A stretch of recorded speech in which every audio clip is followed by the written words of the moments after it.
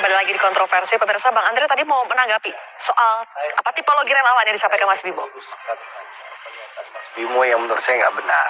Yang mana yang benar? Yang pertama soal Mas Dhani kenapa tidak mengucapkan selamat datang ke Pak Oh benar, itu ada itu ya, nggak mengucapkan. Ya ini karena memang benar, kan, sudah diwakilkan oleh Mas Ari Lasso. Oke. Nah, berarti saya nggak salah bahwa dia tidak mengucapkan tapi bukan, tapi bukan karena tidak hormat dan tidak respect dengan Pak Jokowi. Karena gini Mas Bimo, contoh saya, kami ini itu Andre atau Pak Dhani? Nah Mas Dhani. Dhani nggak hormat. Bahkan di biar kita tidak lama nih membahas soal Dhani nih. Kasih saya kesempatan jangan dipotong dulu. Sedikit ayo. Tuntaskan soal Dhanian ini kita harus tidak dibahas. Jadi gini Mas, jadi saya ingin menyampaikan bahwa yang namanya pendukung Pak Prabowo itu militannya Pak Prabowo adalah orang-orang yang tegak lurus dengan Pak Prabowo. Pak Prabowo sangat respect, sangat hormat ke Pak Jokowi, otomatis termasuk Bang Fadli. Coba lihat, ada nggak Bang Fadli? Lihat aja Twitternya itu Mas. Bang Fadli sekarang kita lihat bagaimana beliau sangat mendukung pemerintahan Pak Jokowi. Jadi intinya apa? Seluruh pendukung Pak Prabowo yang militan, yang tegak lurus sama beliau, pasti akan mendukung pemerintah Pak Jokowi. Contohnya Andre Rosiade, Mas. Saya ini pengkritik nomor 1 Pak Jokowi 2014-2019. Sekarang kalau dilihat, saya ini juru bicara pemerintah di DPR. Mungkin lebih militan daripada Mas Bimo. Kenapa sih Bang Andre? Apakah karena Pak Prabowo sudah dapat banyak keuntungan dari endorsement Pak Jokowi selama ini? Makanya Silvi, sekarang manis. Dalam berpolitik itu kita harus pegang komitmen. Pak Prabowo sudah memutuskan rekonsiliasi dengan Pak Jokowi dalam rangka menjaga persatuan Indonesia. Persatuan Indonesia yang dinikmati gara-gara rekonsiliasi Pak Prabowo dan Pak Jokowi itu menghasilkan apa? Di tengah pandemi COVID-19, Indonesia dengan modal persatuan salah satu negara yang dianggap sukses menghadapi pandemi. Apakah karena itu? Di saat seluruh dunia mengalami krisis sekarang, Indonesia adalah salah satu negara yang paling mampu menghadapi krisis. Kenapa? Karena modal persatuan ini Pak Prabowo dan Pak Jokowi. Digambarkan ada duet antara Pak Jokowi dengan Pak Prabowo. Karena memang rekonsiliasi itu benar-benar menghasilkan. Apakah karena itu makanya relawan dulu Jokowi, relawan garis keras Jokowi yang dulu berseberangan dengan Pak Prabowo, sekarang malah mendukung Pak Prabowo. Tapi diragukan itu angkanya sudah sampai 91%. Itu fakta. Kita bisa buka data. Pernyataan saya ini kan bukan pernyataan provokatif atau propaganda ya, tapi ini data yang kita miliki, di mana 1.700 relawan yang dari TKN itu coba mendaftarkan diri ke kita. Bang, gimana cara gabung ke Prabowo? Kenapa tidak Ganjar? Kan Ganjar yang dicapreskan oleh partainya Pak Jokowi. Mungkin ada satu yang salah dalam merespon pernyataan Bu Mega soal petugas partai. Itu menjadi resistensi di arus bawah. Nah, memangnya kenapa kalau petugas partai? Tidak masalah, tapi kan kadang-kadang publik menginterpretasikan dengan salah. Kan maksud Bu Mega kan baik sebetulnya. Dia ditugaskan partai. Tapi kan publik yang mungkin pemahaman politiknya kurang begitu luas ya, akhirnya coba dia mengambil pada sisi yang kurang begitu menguntungkan buat Bu Mega dan PDIP-nya. Jadi mereka anggap, wah kalau saya presiden, saya petugas partai, saya ini jadi apa dong? Kayak gitu kira-kira. Berarti Mas Handoko, apakah kode tadi presiden mengatakan di musrah, Pak Jokowi mengatakan di musrah, kita harus pilih capres yang pemberani, yang berani, itu diulang berkali-kali. Tambah satu lagi, konteksnya begini. Kodenya siapa? Bukan satu lagi, bagaimana Pak Jokowi memberikan hormat itu di acara itu kode yang ditangkap oleh polisi siapa? Begini, Pak Jokowi memberikan alasan yang clear, jelas tentang kriteria pelanjut beliau. Karena ada tantangan-tantangan global. Ada kesempatan kita melompat menjadi negara maju. Jangan sampai kejebak di middle income trap. Dan seperti itu. Kemudian ada, kenapa muncul pemberani itu? Muncul karena ya, ada ini kita ini digugat WTO segala macam, kita harus berani. Bahwa terjemahan beraninya siapa itu ya monggo silakan ya. Silakan Prabowo aja.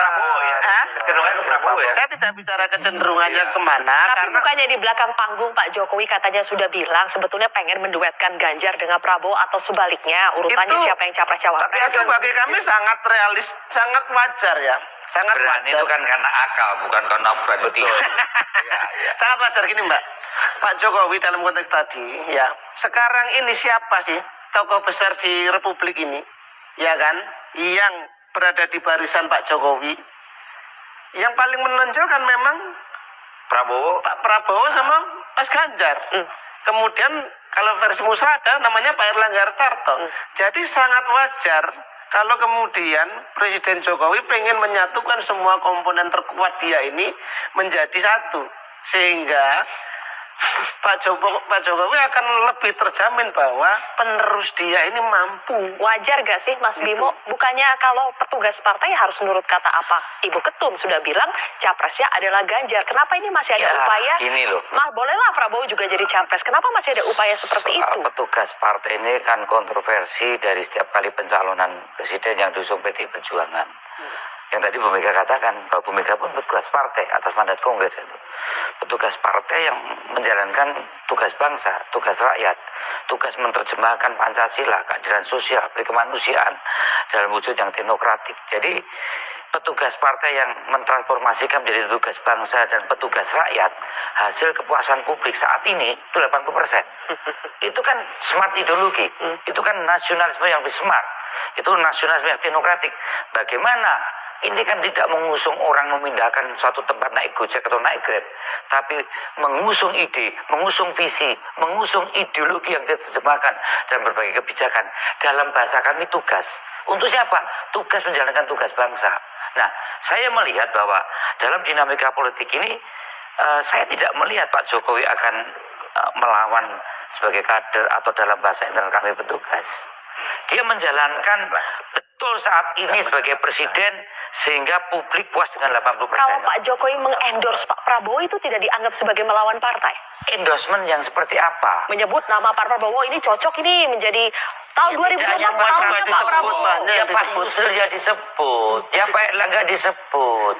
Ya, jadi Gak apa-apa nyebut banyak justru, orang kayak gitu. Ya dia sebagai kepala negara, dia tidak boleh mengatakan eksplisit, hanya mengatakan kepada seseorang yang diusul oleh PDI Perjuangan lewat Ganjar Pranowo dalam forum PDI Perjuangan, dia akan tegas ya, dia akan tegas di dalam prinsip, luas di dalam penampilan dia, memang dia harus mengayomi. Tapi segini loh Selvi, siapa yang akan didukung oleh Pak Jokowi itu adalah orang yang nanti akan masuk ke KPU, pasangan KPU di bulan Oktober. Dan di situ saya yakin siapa Pak Jokowi dalam kaitan ini, orang yang pernah diusung 2 kali menjadi wali kota, 1 kali gubernur dan 2 kali presiden, akan tetap loyal, akan menunjukkan bagaimana sikap itu dengan tetap menghargai calon-calon lain untuk membawa bangsa ini ke depan. Dan Pak Jokowi, benar Pak tidak? Prabowo dan Bu Mega adalah negarawan-negarawan yang terkait itu nih, yang luar biasa. Terkait dengan itu, Mas Bimo, saya percaya ingin tanya, beliau tidak akan ada konstruksi di dalam. Tapi yang terbaca saat ini, Mas Bimo, ada irisan yang menyatukan dia, yaitu ideologi. Ada yang menyatukan irisan Pak Prabowo, tapi sekarang Pak yang Jokowi terbaca dan Bu Mega adalah pada persoalan bangsa ini ke depan terkait dengan masa depan bangsa. Yang terbaca saat ini adalah antara Bu Mega dengan Pak Jokowi sama-sama mau jadi kingmaker. Benar gak Mas Hanta? Iya, paling tidak kita bisa, harusnya ya Pak Jokowi, kalau itu sebagai benar dalam persepsi publik. Kalau kita baca begini, mestinya beliau sebagai kader partai, apapun istilahnya, ketika partai sudah memutuskan, ya harus sepenuh hati kepada Ganjar. Tapi kan kesan publik masih menaruhkan kakinya Pak Jokowi kepada Pak Prabowo juga, dukungan, tanda petik. Nah pertanyaannya kenapa terkesan mendua?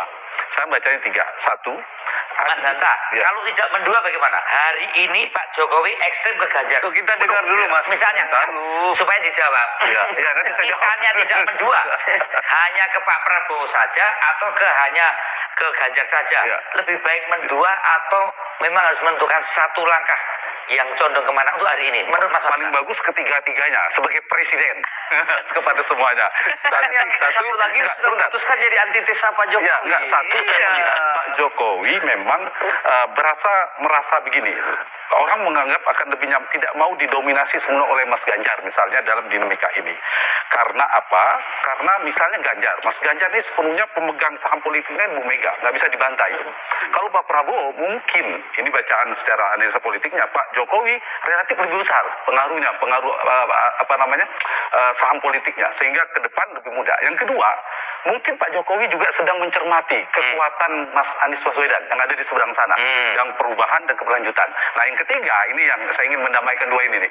Yang ketiga, bisa jadi Pak Jokowi masih menginginkan koalisi besar, ingin menyatukan Pak Prabowo dan Ganjar, atau Ganjar dan Pak Prabowo dalam satu kekuatan koalisi besar untuk bertarung dengan lawannya. Karena kalau kita lihat, Tapi kalau dua-duanya mau jadi capres, gimana mau disatukan? ya ini, Mas Hanta? kalau sekarang Pak Jokowi kan ada 3 levelnya. Favoritnya Pak Jokowi dalam bacaan. 1, kalau hanya 2 poros kekuatan, 2 capres, yang diistilahkan all the president means, yaitu Pak Prabowo versus Ganjar Pranowo. Baik. Itu yang dulu.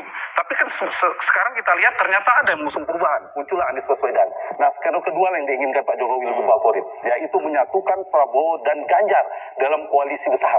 Tapi realitasnya keduanya memiliki elektabilitas yang kompetitif, memiliki peluang kemenangan yang sama.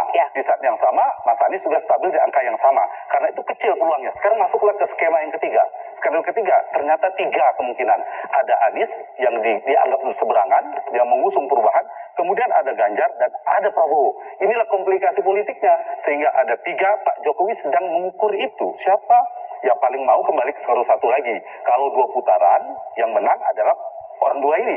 Tapi kalau kemudian Mas Anies berhasil ke putaran kedua, Pak Jokowi akan berhitung siapa yang paling siap bertarung melawan Anies di putaran kedua. Jadi ini kalkulasi soal menang kalah juga penting Disitulah dalam kita akan dinamika semakin politik. melihat dansa-dansi politiknya Pak Jokowi ya. Kita akan bahas lebih jauh pemirsa di segmen terakhir, tetap di Kontrol.